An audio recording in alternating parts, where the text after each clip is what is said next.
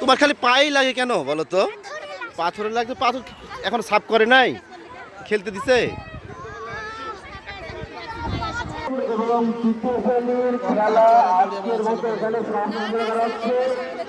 আগামীকাল সকাল ৯টায় আবার প্রথমে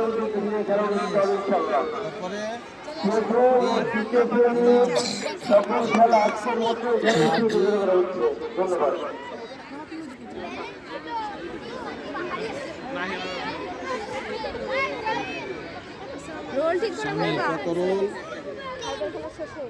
তুমি কি 100 মিটারে আছো? হ্যাঁ, তারপরে